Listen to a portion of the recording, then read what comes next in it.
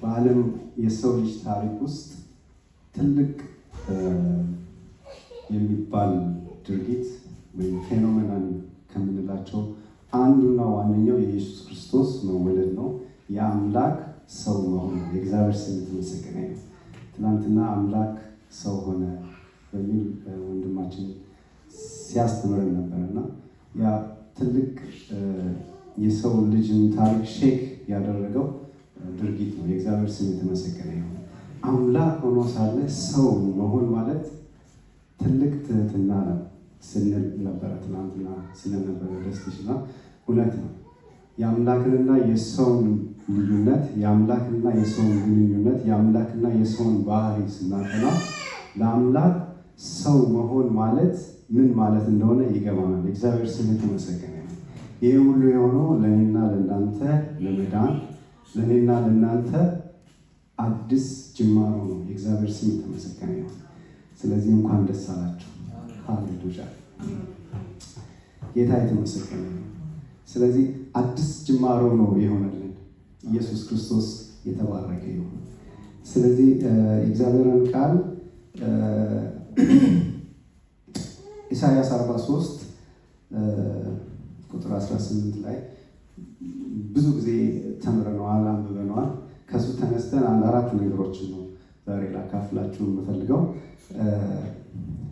ኢሳይያስ ትንቢት በዚህ ስፍራ ላይ እስራኤልን እግዚአብሔር ሲያባብላት የነበረውን ያለፉበትን ሁኔታ፣ አሁን ያሉበትን ሁኔታ እና ደግሞ ወዴት እንደሚወስዳቸው ሲያባብላት ነው የምናየውና እንዲህ ይላል፣ የቀደመውን ነገር አታስቡ፣ ያለፈውን እርሱ፣ እነሆ አዲስ ነገር አደርጋለሁ፣ እርሱም አሁን ይበቅላል።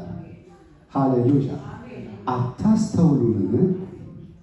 በምድረ በዳም መንገድ አዘጋጃለሁ፣ በበረሃም ምንጭ አፈልቃለሁ። ሃሌሉያ! የምድረ በዳ አራዊት ቀበሮና ጉጉት ምን ያደርጋሉ? ያከብሩኛል።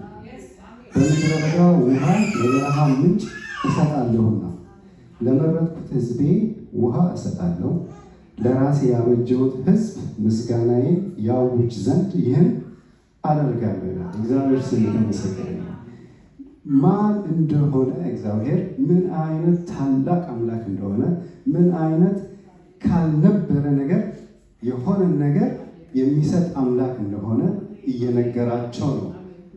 በዚህ ስፍራ ላይ አዲስ ነገር በእናንተ አደርጋለሁ ይላል። ሃሌሉያ!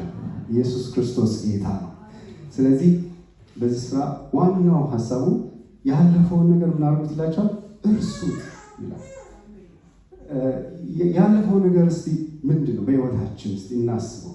ያለፈው ነገር ህይወታችን የኋላ ነገራችንን ስናስብ ስኬቶች አሉ አይደል? ብዙ ያሳካናቸው፣ ብዙ ያለፍናቸው ብዙ ስኬቶች አሉ። እግዚአብሔር ስም የተመሰገነ ነው። በእግዚአብሔር ቤትም አገልግለን ብዙ ፍሬ ያፈራንበት፣ ወደኋላ ተመልሰን ምን የምንልበት፣ በዛ ዘመን እኮ እንደዚህ አድርጌ ነበረ፣ በዛ ዘመን እኮ እንደዚህ አገልግዬ ነበረ።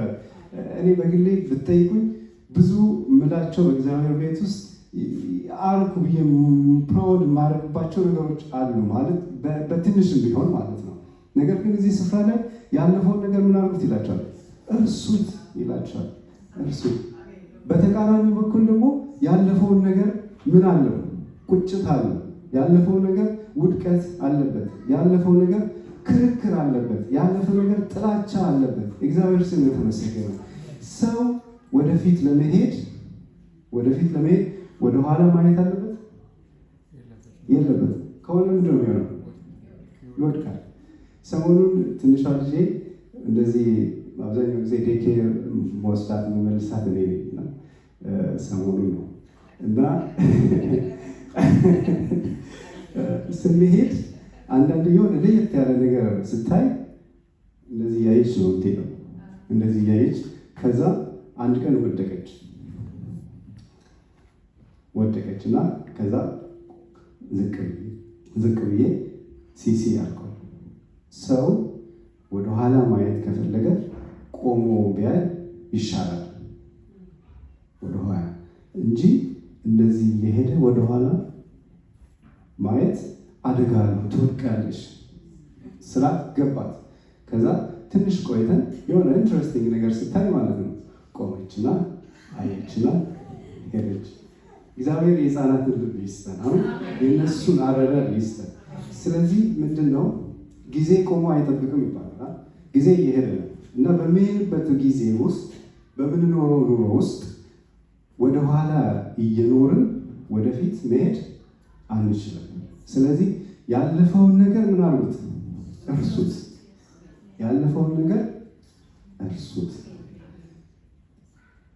ኢየሱስ ክርስቶስ ጌታ ነው። ወደኋላ እያየን አዲስ እየሆነ ያለውን ነገር መቀበል ያስቸግራል። ምክንያቱም ኦልሬዲ ምን ሆነናል? ፕሪኦኩፓይድ አድርገናል። አእምሯችንን ይዘነዋል በቁጭቱ በምኑ ኔጌቲቭ ሆነ። ይሄ ማለት በዚህ ስፍራ ላይ ቶታሊ ታሪካችሁን እርሱ፣ ያደረጋችሁትን ነገር በቃ ታስታውሱ ማለት አይደለም። ሀሳቡ እሱ አይደለም። ነገር ግን የኋላን የትላንትና ኑሮ አትኑሩ፣ ዛሬ ኑሩ። እዚህ ጋር አነጋገሩ ይገርማል። ትንቢቱ ምንድን ነው? አድርጌ ነበር አይደለም የሚለው፣ ወይም ደግሞ ወደፊት አደርግላቸዋለሁ አይደለም። አደርጋለሁ አሁን ነው፣ አክቲቭ ነው ንግግሩ። እግዚአብሔር ዛሬም እንደሚያደርግ፣ ዛሬም ለነሱ ባዶነታቸውን እንደሚሞላ፣ ከምድረ በዳ ውሃ እንደሚያፈልቅላቸው ዛሬም ፕሮሚስ እየገባላቸው ነው የሚነግራቸው። እግዚአብሔር ስም የተመሰገነ ነው። ስለዚህ የኋላ ስንል ብዙ ነገር አለ። ስለዚህ ያለፈውን በይቅርታና በምህረት በማለፍ አንዳንዴ ደግሞ ለታሪክ ሰጥተን ታሪኩ እንደዚህ ይላል ብለን ትላንትናን ከመኖር አልፈን ዛሬን መኖር ይሁንልን። የእግዚአብሔር ስም የተመሰገነ ነው። ለዚህ ነው ፊልጵስዩስ ምዕራፍ 3 ላይ ኦልሞስት እናውቀዋለን ቃሉን፣ አዲስ አይደለም። ፊልጵስዩስ 3 ቁጥር ምዕራፍ 3 ከ13 እስከ 14 ጳውሎስ ይላል ገብቶታል። ይሄ ዛሬ መኖር ወደፊት መዘርጋት ምን ማለት እንደሆነ በደንብ የተረዳ ይመስለኛል። እንዲህ ይላል፣ ወንድሞች ሆይ እኔ ገና እንዳልያዝኩት አድርጌ ራሴን አልቆጥርም። ዛሬ ነው እየኖር ያለው ማለት ነው። ይዤዋለሁ ነው የሚለው። እኔ ይዤዋለሁ፣ በቃ ዛሬ ነው እየኖር ያለው፣ አልቆጥርም። ነገር ግን አንድ ነገር አደርጋለሁ። ምንድን ነው የሚያደርገው? ከኋላ ያለውን እየረሳው ከፊቴ ወዳለው ምን አደርጋለሁ? ዘረጋለሁ። እግዚአብሔር በክርስቶስ ኢየሱስ ወደ ላይ ስለጠራን ሽልማት ለመቀዳጀት ወደ ግቡ ምን አደርጋለሁ? እፈጥናለሁ። የእግዚአብሔር ስም የተመሰገነ ይሁን። ስለዚህ እንደዚህ አይነት ሰው እንድንሆን እግዚአብሔር ከኛ ይፈልጋል። ስለዚህ ከኋላ ያለውን እየረሳን ወደፊት መዘርጋት ይሆንልን። ተራማጅ አስተሳሰብ እንዲኖረን እግዚአብሔር ይፈልጋል። የሚራመድ ፖዚቲቭ ወደፊት የሚሄድ የሚዘረጋ የሚፈጥን ለዓላማው የሚሮጥ ሰው እንዲያደርገን እንጸልይ። ለዛ እንስራ። እግዚአብሔር ስም የተመሰገነ ነው። ሁለተኛው ሀሳብ በዚህ ስፍራ ላይ አንደኛው የኋላውን እርሱት ነው የሚለው። ሁለተኛው እግዚአብሔር አዲስን እየሆነ ያለውን ስራ መቀበል ደግሞ ያስፈልጋል። እየሆነ ያለው እግዚአብሔር እያደረገ ያለውን ነገር በሕይወታችን እየሰራ ያለውን በቤተክርስቲያናችን እየሰራ ያለውን በምድራችን እየሰራ ያለውን መልካሙን ነገር ደግሞ አዲሱን ነገር ምን ማድረግ ያስፈልጋል? መቀበል፣ ከራስ ጋር ማዋሃድ ይፈልጋል። ከራስ ጋር ማዋሃድ ይፈልጋል። የዛሬ ሰው መሆናችን፣ ዛሬ በዚህ ትውልድ ውስጥ እኛ መኖራችን፣ ቤተክርስቲያን በዚህ ዘመን በዚህ ሁኔታ እኛ በቤተክርስቲያን ውስጥ መኖራችንን አምነን ለእግዚአብሔርም ስራ ለማንኛውም አይነት አክቲቪቲ መልካም ለሆነ ተጽዕኖ ለማድረግ እኛ መሆናችንን እኛ ነን ያልነው። ሌላ ምንም የምንጠብቀው ነገር የለም። የእግዚአብሔር ስም የተመሰገነ። እኔ ነን፣ አንተ፣ ሁላችንን ከሌላ የሚመጣ የለም። በቃ ለእግዚአብሔርም ያለን እኛ ነን። ያንን አምኖ መቀበል ያስፈልጋል። የእግዚአብሔር ስም የተመሰገነ። ከሰማይ ዱብ የሚልልን ነገር የለም። እኛው ነን ያለ ነው። ስለዚህ ይሄንን አምነን ከራሳችን ጋር ማዋሃድ ያስፈልጋል። እየሆነ ያለውን የእግዚአብሔርን አዲሱን ነገር ማመንና መቀበል ያስፈልጋል። ማለት ዛሬ መኖር መቻል ያስፈልጋል። እንደሚገባ መኖር መቻል ያስፈልጋል ማለት ነው። ስለዚህ ቅድም ለዛ ነው ብዙ እየሆነ ያለውን ነገር ነው ኢሳያስ ለእስራኤል ሲናገር አዲስ ነገር አደርጋለሁ እርሱም አሁን ይበቅላል አስተውሉ እስቲ ይላል። አስተውሉ አታስተውሉ በምድረ በዳ መንገድ አዘጋጃለሁ፣ በበረሃ ምንጭ አፈልቃለሁ፣ ባዶነታችሁን እሞላለሁ፣ አለመልማቸዋለሁ፣ እባርካቸዋለሁ እያለ ማለት ነው። የእግዚአብሔር ስም የተመሰገነ ነው። ስለዚህ የእግዚአብሔር ስራዎች ካለመኖር ወደ መኖር መለወጥ የሚችል ነው። ብዙ መዘርዘር እንችላለን በዛ ስፍራ ላይ የሆነላቸውን ማለት ነው። ያ በመንፈስ ሲመራቸው በምድረ በዳ ሲገጽሳቸው ሲፈውሳቸው ብዙ ሞትን ሲያስነሳ ለደከሙ ብርታትን ሲሰጥ ህይወት ለሌለው ህይወትን ሲሰጥ የሞተን ብዙ የተደረገላቸው ነገሮች አሉ እና ግን አንድ ነገር ደግሞ አለ። ይሄንን እየሆነ ያለውን ነገር ለመቀበል እና ከእሱ ጋር ለመራመድ ምን ያስፈልጋል? ብዙ ጊዜ ከተመቻቸው አኗኗራችን መነቃነቅ ያስፈልጋል ማለት ነው። የእግዚአብሔር ስም ይመስገን። ዝም ብለን ተደላድለን ኮምፎርት ዞናችንን ጠብቀን እንሄድ ከሆነ ከእግዚአብሔር ጋር ላንገናኝ እንችላለን ማለት ነው። ስለዚህ መነቃነቅ ያስፈልጋል፣ መነሳት ያስፈልጋል፣ እርምጃ መውሰድ ያስፈልጋል ማለት ሲነሱ ነው የእግዚአብሔር ቃል ሲናገር እኛም ባሪያዎቹ ተነስተን እንነሳ። የእግዚአብሔር አምላክ ምን ያደርግልናል? ያከናውንልናል። መስራት ያስፈልጋል፣ መነሳትም ያስፈልጋል። የሆነ ኮምፎርት ዞናችንን ጠብቀን በመሆን ብቻ አይደለም ማለት ነው። ስለዚህ ህዝቡ ከተመቻቸው ሁኔታ ወጥተው እሱን እንዲያምኑና እንዲታዘዙት ይፈልጋል ማለት ነው። መታዘዝ ያስፈልጋል፣ ማመን ያስፈልጋል። ለዚህ ምሳሌ የሚሆኑልን ብዙ በእግዚአብሔር ቃል ውስጥ የተጻፉ የተነገረላቸው ብዙ ትምህርቶች አሉ። ለምሳሌ አብርሃምን ብንወስድ አብርሃም እግዚአብሔር እባርካለሁ ብዙ ህዝብ አደርጋለሁ ተነስተህ እኔ ወደማሳይህ አገር ሂድ ስለው ምንድን ያለው? ምንም ሳያቅ ምንም ሳይገባው ተነስቶ ከእግዚአብሔር ጋር ሀሳቡን ሰጠ፣ ታዘዘ ማለት ነው። የእግዚአብሔር ስም የተመሰገነ ይሁን። ስለዚህ ወደማያውቀው ሀገር ለመሄድ ምን አደረገ? ፈቃደኛ ሆነ፣ ራሱን አዘጋጀ ማለት ነው። ኮምፎርታብል አይደለም። ወደማያውቀው ሀገር ወደማያውቀው ህዝብ አይደለም። በዛ ዘመን በዚህ ዘመን ራሱ ከባድ ነው። በትንሹም ቢሆን እኔ አይቼዋለሁ። ብዙ ቤተሰብ ይዞ አንድ ሀገር ለመሄድ እዛ ለሚደርስብን ነገር ለሚያጋጥመን ነገር ብዙ ነገሮችን ማሰብ ይጠይቃል። ብዙ ነገሮችን ማየት ይጠይቃል። ብዙ እንቅልፍ ማጣቶች ሊኖሩ ይችላሉ። ብዙ ሰው ጋር መደወል፣ ከብዙ ሰው ጋር መከራከር ብዙ ነገር ይጠይቃል ማለት ነው እና አንኮምፎርታብል እንትን ይኖራል። ግን ያንን ኮንፍሮንት ለማድረግ ምን ያስፈልጋል? መፍቀድ ያስፈልጋል ማለት ነው። ስለዚህ አብርሃም ፈቃደኛ ሆነ ለመታዘዝ። የእግዚአብሔር አዲስ ነገር ሙሉ ለሙሉ ከመገለጡ በፊት ምንን ይፈልጋል? የእምነት እርምጃ ይፈልጋል ማለት ነው። ይሄንን ከአብርሃም ሕይወት እንማራለን። ከእስራኤል መማር እንችላለን። ከእስራኤል ሕዝብ መማር እንችላለን አይደል? እስራኤል ሕዝብ እግዚአብሔር ከፈርዖን እስራት ከፈርዖን ባርነት ሲያወጣቸው በብዙ ፈተና ነው አይደል የወጡት? በብዙ ቻሌንጅ ነው የወጡት። ከወጡት በኋላ ግን አንድ በጣም እውነት የማይመስል ብዙ ጊዜ አፈ ታሪክ የሚመስል ድርጊት ተፈጸመ። ከፊት ለፊታቸው ምን አለ? ቀይ ባህር ነበር አይደል? ከኋላቸው ደግሞ የፈርዖን ሰራዊት ነበር። ነገር ግን በዛ ሁኔታ ውስጥ እስቲ ራሳችሁን አስገብታችሁ እዩት። ሰራዊቱ ቢደርስባቸው ይጠፋሉ። ወደ ባህሩ ከገቡ ባህሩ ምን ያደርጋቸዋል? ይውጣቸዋል፣ ይጠፋሉ። በዛ አይነት ሁኔታ ውስጥ እግዚአብሔር ግን ከማይመስል ከጨለማ ከባድ ከሆነ ሁኔታ ውስጥ ግን እግዚአብሔር ምን አደረጋቸው? አወጣቸው። ግን እነሱ ዝም ብሎ አይደለም መውሰድ የነበረባቸው የሞኝነት እርምጃ ነበር። ሙሴ ማድረግ የነበረበት የሞኝነት እርምጃ የሆነ የማይመስል ነገር ሲያደርግ ባህሩ ተከፈለ።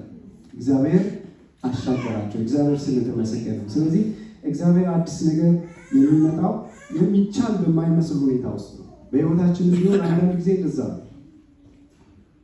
አንዳንድ ጊዜ ለእኛ አእምሮ በማይገባን መልኩ ነው እግዚአብሔር በህይወታችን የሚሰራ። እንደዛ አይነት ሁኔታ ባይሆን ኖሮ እኮ እንደዚህ አይሆን ነበረ፣ እንደዛ ስላደረግኩ እኮ በቃ እንደዚህ አይነት እርምጃ ስለወሰድኩ ነው ብጠይቃችሁ ያላላችሁ ብዙ የምትሉት ነገር አላቸው። እግዚአብሔር ስም የተመሰገነ ነው። ስለዚህ አዲስ ነገር በህይወታችን ሲሆን እየሆነ ያለውን ነገር ጋር ከእግዚአብሔር ጋር ለመገናኘት ማድረግ ያለብን አንዱ ምንድነው? እርምጃ ነው ማለት ነው። ከህይወታችን መራመድ ያስፈልጋል። በእምነት መውጣት ያስፈልጋል።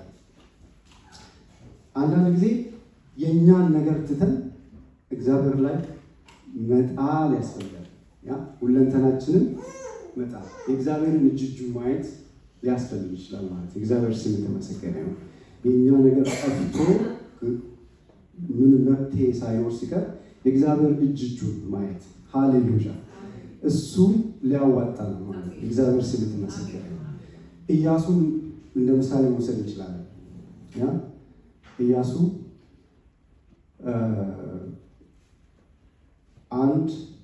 1:1-9 እናንብብ እስቲ። መጽሐፈ ኢያሱ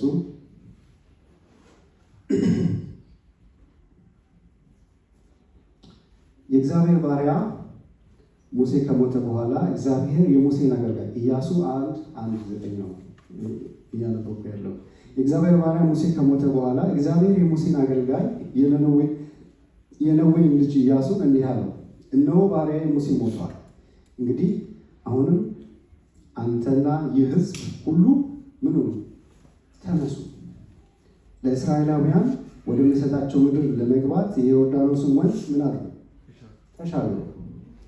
ለሙሴ በሰጠው ተስፋ መሰረት እግራችሁ የሚረግጠውን ቦታ ሁሉ እሰጣችኋለሁ። ሃሌሉያ። የርስታችሁ ዳርቻ ከምድረ በዳው እስከ ሊባኖስ ከታላቁ ወንዝ ከኤፍራጥስ አንስቶ የኬጣውያንን ምድር በሙሉ ይዞ በምዕራብ በኩል እስከ ታላቁ ባህር ይደርሳል። በሕይወት በምትኖሩበት ዘመን ሁሉ ማንም አይቋቋምም። ከሙሴ ጋር እንደነበርኩ ሁሉ ከአንተም ጋር እሆናለሁ። ከቶ አልጥልም፣ አልተውም። ጽና፣ ለቀደሙት አባቶቻችሁ ከሰጠኋችሁ እሰጣቸዋለሁ ብዬ ከማልሁላቸው ምድር እንዲወርሱ ይህን ሕዝብ የምትመራው አንተ ነህና በርታ፣ አይዞ፣ ብቻ አንተ በርታ። ባሪያዬ ሙሴ የሰጠህን ትእዛዝ ሁሉ በጥንቃቄ ጠብቅ። በምትሄድበትም ሁሉ እንዲሳካልህ ወደ ቀኝም ወደ ግራም አትበል። ይህ የሕግ መጽሐፍ ከአፍህ አይለይ። በውስጡ የተጻፈው ሁሉ በጥንቃቄ እንድትፈጽመው ቀንም ሆነ ሌት ከሀሳብህ አትለየው። ይህን ካደረግ ያሰብከው ምን ይሆናል? ይቃናል፣ ይሳካል። በምትሄድበት ሁሉ እግዚአብሔር አምላክህ ከአንተ ጋር ነውና አይዞ፣ በርታ፣ ጽና፣ አትፍራ፣ አትደንግጥ ብዬ አላዘዝኩህምን? ይላል። እግዚአብሔር ስም የተመሰገነ። በዚህ ስፍራ ላይ ኢያሱ እግዚአብሔር ያላቸው ብዙ የሚያበረታቱ የሚያጸኑ ሀሳቦችን ይነግራቸዋል። ስለመትጋት፣ ስለመታዘዝ፣ ስለማሰላሰል እግዚአብሔርን ቃል፣ ስለመነሳት፣ ስለመርገጥ፣ ስለመውረስ፣ መበርታት፣ መጽናት፣ አለመደንገጥ የሚገርሙ ነገሮች ናቸው። እግዚአብሔር ስም የተመሰገነ ነው። ስለዚህ እግዚአብሔር በሕይወታችን እየሆነ ያለውን አዲሱን ነገር እንድንቀበል አሁን የሙሴ ታሪክ አልፏል። የማን ታሪክ ነው የመጣው? የኢያሱ። ኢያሱና የእስራኤል ሕዝብ አብሮ የሚኖራቸውን ጉዞ ለመጀመር የሚያስፈልጉትን ነገሮች እግዚአብሔር እዚህ ጋር ይነግረዋል ማለት ነው። ለኢያሱ አለመደንቀጥ፣ አለመፍራት፣ መጽናት ያስፈልጋል። ማሰላሰል ያስፈልጋል። እግዚአብሔር ቃል። እግዚአብሔር ስም የተመሰገነ ነው። ከኢያሱ ይህንን እንማራለን። ከነህምያ የምንማረው ብዙ ታሪክ አለ። እግዚአብሔር ስም የተመሰገነ ነው። ነህምያ ሲነሳ የነበረበትን ሁኔታ ማወቅ እንችላለን። ነህምያ የተደላደለ ኑሮ የሚኖረው በቤተ መንግስት ውስጥ የጠጅ አሰላፊ ነበረ። ግን የእግዚአብሔርን የእስራኤል አጥር ቅጥር ሲፈርስ አይቶ ልቡ አዘነ፣ ለማደስ ተነሳ። ሲነሳ ግን ብዙ ፈተናዎች ነበሩት። አብሮት ከነበሩት ከወዳጆቹ ሁሉ ፈተና ገጠመው። ነገር ግን በጽናት ሲያልፈው እናያለን ማለት ነው። ስለዚህ አንዳንድ ጊዜ የእግዚአብሔር አዲስ ነገር እድሳትንና እንደገና መገንባትን እንዲሁም ጽናትን ሊጠይቅ ይችላል። ስለዚህ ጽናትን ልንማር እንችላለን ማለት ነው። ከቀደመችው ቤተክርስቲያን የምንማረው ነገር አለ። የቀደመችው ቤተክርስቲያን የመጀመሪያዊቱ የሐዋርያት ቤተክርስቲያን ያደረገችው ትልቅ እርምጃ ምንድነው? የመንፈስ ቅዱስን መቀበል ነበር። ከዛ በኋላ ነው ቤተክርስቲያኒቷ የእግዚአብሔርን ቃል ይዛ ምን የሆነችው የዞረችው። እኛ የመንፈስ ቅዱስን እድሳት የመንፈስ ቅዱስን ኃይል ያስፈልገናል። እግዚአብሔር ስም የተመሰገነ። አዲስ ነገር በሕይወታችን እንዲሆን አዲስ ነገርን ይዘን ለመሄድ የመንፈስ ቅዱስ አብሮነት ምንም ጥያቄ የለውም። እግዚአብሔር ስም የተመሰገነ ይሁን። ሃሌሉያ። ሶስተኛ ሀሳብ በእምነት መጓዝ ነው እንጂ በፍርሃት አይሆንም። አዲስ ነገር በሕይወታችን ሲሆን በእምነት መጓዝ ከቅድም ካልኩት ሀሳብ በብዙ ይገናኛል። እምነት ያስፈልጋል። ወደ አዲስ ነገር ወደማያውቁት አገር ሲጓዙ ማንን አምነው ነው ማለት ነው? እና አብርሃም ያደረጉት እግዚአብሔርን አምነው ከመታዘዝም ባለፈ ማመንም ደግሞ ያስፈልጋል ማለት ነው። ብዙ የማይታወቁ ነገሮች አሉ። ነገር ግን እግዚአብሔር ከኛ ጋር ነው ብሎ እግዚአብሔር ያደረገውን ነገር የሚፈጽም አምላክ ነው፣ እግዚአብሔር የተናገረውን ነገር የሚተገብር አምላክ ነው ብሎ ማመን፣ እሱን መከተል፣ እጁን ማየት ያስፈልጋል ማለት ነው። ሃሌሉያ። እስቲ ፊልጵስዩስ 1:6 እንየው።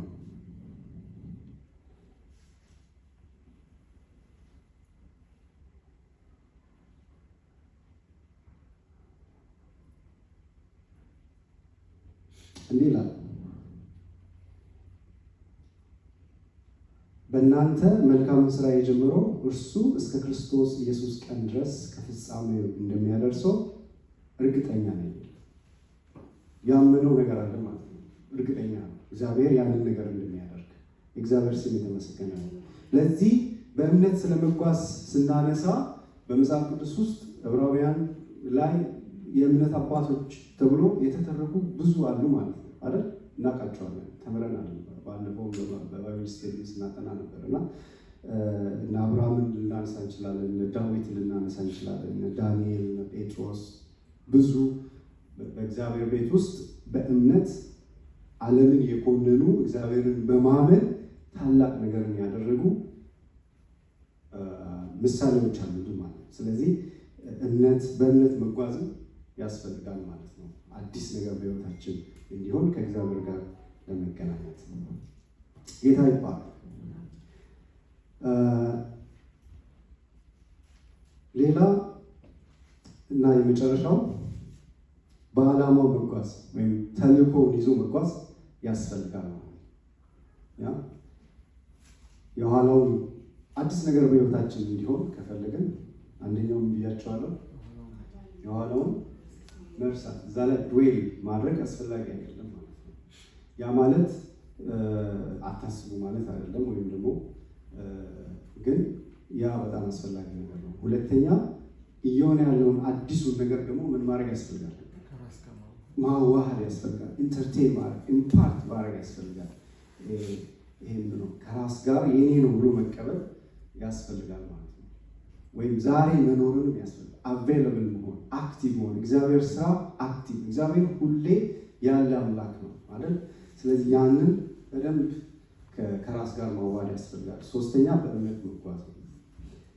በእምነት ካልሆነ ያለ እምነት እግዚአብሔርን ደስ ማሰኘት አይቻልም። ማመን ያስፈልጋል ማለት ነው። ኢየሱስ ክርስቶስ ጌታ ነው። ለዛ ነው አብርሃም እግዚአብሔርን ተስፋ አመነ አይደል? ምንም ነገር አይደለም። እግዚአብሔርን ተስፋ አመነ። ዳዊት ጎልያድን ያን የሚያክል ከባድ ቻሌንጅ ለስንት ቀን ነው በእስራኤላውያን ፊት ሲዝት የነበረውን በጠጠር ለመጣል የተነሳው ራሱን ተማምኖ አይደለም፣ እግዚአብሔርን ተማምኖ። እግዚአብሔርን ተማምኖ ተነሳ። ጎልያድን በእምነት ምን አደረገው? ገጠመው፣ ድል አደረገ። እግዚአብሔር ስም የተመሰገነ። ዛሬ እንደ ጎልያድ የምናየው በሕይወታችን አንዳንድ ነገሮች ሊኖሩ ይችላል፣ ሊለወጥ የሚችል የማይመስሉ ነገር ግን እግዚአብሔርን ይዘን ከተነሳን የማይለወጥ ነገር የለም። ሃሌሉያ። ዳንኤልም ስናነሳ አስቡት የደረሰበትን ሁኔታ ማለት ነው። እግዚአብሔርን ማምለክ የለብህም፣ ለእግዚአብሔር መስገድ የለብህም ተብሎ በነበረበት አዋጅ በተነገረ ጊዜ እግዚአብሔርን በማምለኩ ምክንያት በአንበሶች ጉድጓድ ውስጥ ተጣለ። አስቡት እግዚአብሔር የአንበሶችን ጉድጓድ መንጋጋ ዘጋ። ሃሌሉያ። ስለዚህ በእምነት ወደ አንበሶች ጉድጓድ ተጣለ፣ ነገር ግን ድል አድርጎ ወጣ። ሃሌሉያ። ብዙ የሚተረክላቸው ብዙ በእምነት ተጉዞ ድል ያደረጉ ሰዎችን ማንሳት እንችላለን። ሌላ በዓላማ መጓዝ ነው። አራተኛው የምናየው ይህ ማለት ሕይወታችንና ኑሯችንን ከእግዚአብሔር ፍቃድ ጋር በማጣጣም እንዴት ጊዜያችን፣ ስጦታችን እንዲሁም እድሎችን ለሱ ጥሪ መጠቀም እንዳለብን ማየት ያስፈልጋል ማለት ነው። ይሄ ዴይ ቱ ዴይ በየቀን በምንኖረው ኑሯችን ውስጥ እግዚአብሔር በዚህ መንገድ ሲወስደን በምናልፍበት መንገድ ስንሄድ የስራ ሁኔታ ሊሆን ይችላል፣ የኑሮ ሁኔታ ሊሆን ይችላል፣ የትምህርት ሁኔታ ሊሆን ይችላል። በዛ መንገድ በምናልፍበት ጊዜ ያንን መንገድ እንደ ኦፖርቹኒቲ በመጠቀም የእግዚአብሔርን ስራ ለመስራት የእኛንም አዲሱንም በሕይወታችን እየሆነ ያለውን ነገር ደግሞ መዋጀት እንድንችል በዛ በደንብ ማስተዋል ያስፈልጋል ማለት ነው። ስለዚህ ሕይወታችንና ኑሯችንን ከእግዚአብሔር ፍቃድ ጋር በማጣጣም እንዴት ጊዜያችንን ያለንን ጊዜ የተሰጠን ስጦታችን ይለያያል፣ ብዙ ነው። እንዲሁም እድሎችን ለእሱ ጥሪ መጠቀም እንደምንችል ማየት ያስፈልጋል። ነህምያ እንደዚህ ነው ያደረገው። ኦፖርቹኒቲ ነበረው ማለት ሰፖርት ፈንድሬዝ የማድረግ ድጋፍ የማግኘት ፍቃድ የማግኘት ያንን የማስተባበር ተሰሚነት ስለነበረው ያንን ነገር አደረገው። እግዚአብሔር ረዳው። የፈረሰውን የእስራኤልን አጥር ምን አደረገ? እንደገና አደሰ። ኦፖርቹኒቲ ስለነበረው ጌታ የተመሰገነ ነው። ስለዚህ የተደላደለ ኑሮ ነበረው። በብዙ ተቃውሞ ውስጥ ግን እግዚአብሔርን ዓላማውን ተልእኮውን ለመፈጸም ቻለ ማለት ነው። ብዙ ወደኋላ የሚጎትቱት ነገሮች ነበሩ። ተቃውሞቹ ምኖቹ ሀሳቡን እንዳያሳካ ሊያደርጉት ይችሉ ነበረ። ነገር ግን እምቢ አላለም፣ ይሻላል ለዛ ለተቃውሞ ማለት ነው። ስለዚህ እግዚአብሔር ረዳው። ሌላ አስቴር ናት። ጌታ የተመሰገነ ነው። አስቴር ያለችበትን ሁኔታ ማወቅ እንችላለን። የንጉሱ ምንድን ናት? ሚስት ናት። ትልቅ ስልጣን ይነበራል። በሌላ በኩል ደግሞ በንጉሱ ትእዛዝ እስራኤላውያን ይጠፉ ነበር። በተሴረው ሴራ ምክንያት እግዚአብሔር ረዳት። ግን የወሰደችው እርምጃ ቀላል እርምጃ አይደለም። የወሰነችው ውሳኔ ቀላል እርምጃ አልነበረም። ሕይወታንም ሊያሳጣ የሚችል ነበር። ከባድ እርምጃ ነበረ። ግን ትልቅ ኦፖርቹኒቲ ስለነበራት እግዚአብሔር ረዳት። ስለዚህ አስቴር ሕይወቷን አሲሳ ሕዝቧን ማትረፍ ችላለች ማለት። አንዳንድ ጊዜ በሕይወታችን በምናልፍበት መንገድ ያለንን ኦፖርቹኒቲ በመጠቀም ከእግዚአብሔር ዓላማ ጋር ማጣጣም እንደዚህ አይነት ተልእኮዎችን ለመፈጸም እንድንችል ይረዳናል ማለት ነው። እግዚአብሔር ስም የተመሰገነ ነው።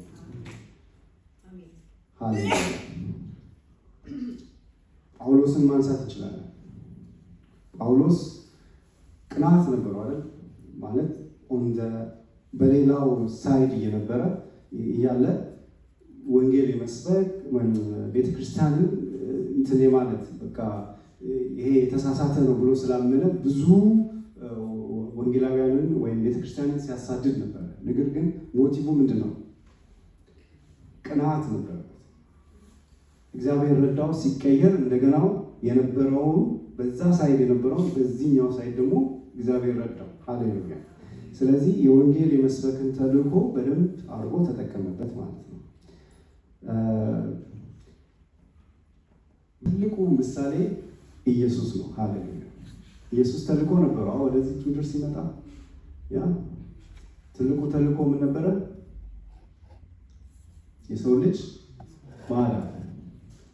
ስለዚህ እሱ አልቲሜት የምንለው የመጨረሻውን ተልእኮ ምሳሌ ነው ማለት እንችላለን። እያንዳንዱ ኢየሱስ ክርስቶስ ሲሰራቸው የነበሩ ስራዎች፣ ሲያደርጋቸው የነበሩ ትምህርቶች፣ እንቅስቃሴዎቹ በሙሉ ኢንቴንሽናል ነበሩ። በእንትን የተማሩ ኢንቴንሽናል እንዴት ነው? እቅድ ነበረ፣ ምን ሊያደርግ እንደሚችል ቀጥሎ ያለውን ኮንሲኩዌንሻል ነው ማለት ነው እያንዳንዱ ድርጊቶቹ በምድር ላይ። እና አይዊሽ ህይወቴ እንደዛ ቢሆን ማለት እያንዳንዱ ነገር ኢንቴንሽናል፣ ሰውን ሲቀርብ ከዛ ሰውን ለማትረፍ ፍቅርን ለመስጠትና ለመቀበል ኢንቴንሽናል እንዲሆን እግዚአብሔር ይፈልጋል። ዝም ብለን መኖርና በዚህ ምድር ላይ መመላለስ ብቻ አይደለም እግዚአብሔር የሚፈልገው ከህይወታችን ማለት ነው፣ ለሌላው እንድንተርፍ ይፈልጋል። እያንዳንዱ የኢየሱስ ስራዎች፣ ድርጊቶች በዓላማና በምክንያት ነበሩ እና ዋናው ደግሞ የሰው ልጅ ለማዳን የእግዚአብሔርን ፍቃድ ለመፈጸም ነበር። የእግዚአብሔር ስም የተመሰገነ ነው። ስለዚህ እነዚህን ሀሳቦች ነው ላካፍላችሁ የፈለግኩት። የተባረከ ይሁን። አይ ሆፕ የተረዳችሁ ይመስለኛል። ለሁላችንም ነው፣ እኔም ለራሴም የተማርኩበት ነው እና ይህን ሳነብ በዚህ አዲስ ዘመን በዚህ በፊታችን ባለው አዲስ ዓመት የኢየሱስ ክርስቶስ መወለድ አዲስ ጅማሮ እንደሆነልን ያለ ነው። ለሚቀጥለው ዓመትም አዲስ ጅማሮ ላይ ለሚቀጥለው 2026 በዚህ 2026 ዓመተ ምህረት የ25 እና ከዛ በፊት ያሉትን ላይ ከመኖር 26ን ኢንተርቴን እያደረግን አክቲቭሊ መኖር እንድንችል እግዚአብሔር ይርዳል። ከእግዚአብሔር ጋር በእምነት መጓዝ እንድንችል እግዚአብሔር እያደረገ ያለውን ነገር አፕሪሺየት እያደረግን ፕሬዝ እያደረግን እሱን ኢምፓክት እያደረግን መኖር እንድንችል እግዚአብሔር ይርዳል። ሃሌሉያ። እምነት ይስጠን፣ ዓላማ ይስጠን፣ እቅድ ይስጠን። ኢየሱስ ክርስቶስ ጌታ። ሃሌሉያ።